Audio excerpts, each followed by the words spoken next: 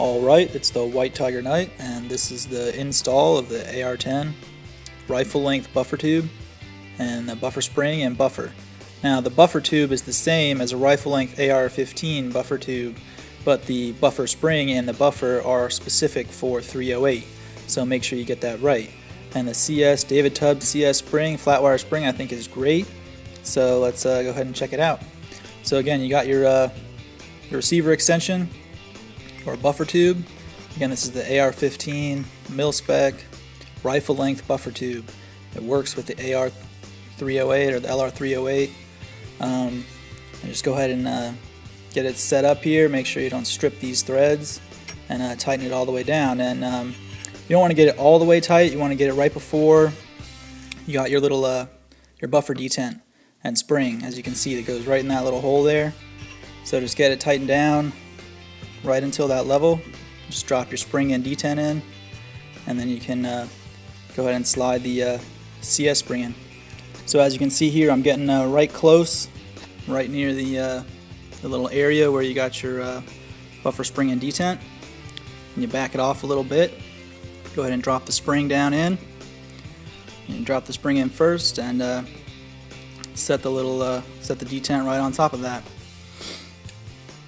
It's pretty simple stuff, and then you go ahead and hold it down here with just go ahead and push down on it. I'm not going to use the knife. I'm just going to use my just my thumb to push down on it and tighten the buffer tube or the receiver extension on the rest of the way, so it holds this little detent down in the slot, so it doesn't go flying out on you.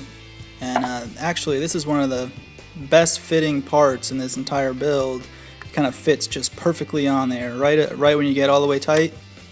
With the receiver extension, it just fits perfectly, and some people have to file that off to get the little nub to stick through there, but I think this just works gorgeous and perfect, and it just sits right in there, as you can see, and holds the detent in place so it doesn't go flying out.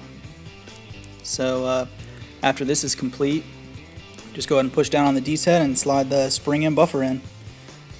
One thing to note here, with the armorer's tool, this is a DPMS armorer's tool, and it doesn't fit the little piece on the back of the receiver extension here to tighten it down. This is the size that should be fitting, and it's just unfortunate, and this one is just too big. So typically I think you could use an armorer's wrench, AR-15 armorer's wrench, to tighten this down, but it's just not the case here. I'm just going to get it hand tight. It's all the way as tight as it can go anyway, and I don't think it's going to go anywhere.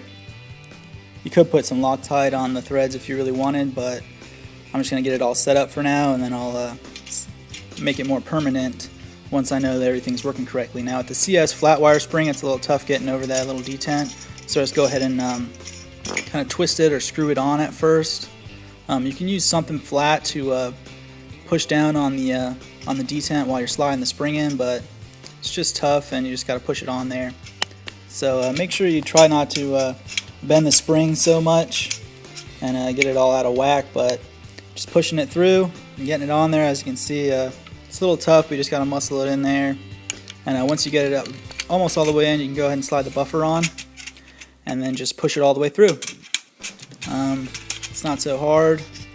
Once you get it all pressed down in there, it snaps right in, and then it's ready to go.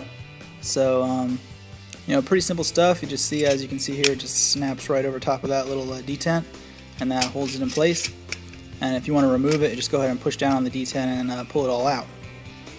This would be much easier if you didn't have a flat wire spring, but I think the David Tubbs springs are really a good upgrade, reliability upgrade, and just overall just a great product.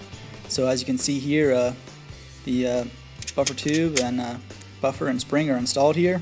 It's working good. This is actually a tungsten filled buffer, so slightly heavier and filled with tungsten to help with the recoil management, and I think it's great. So as you can see here, it's all assembled. Coming up next will be the PRS install, so stay tuned for that. I'm going to be installing the PRS here, the AR-10 style. So peace out.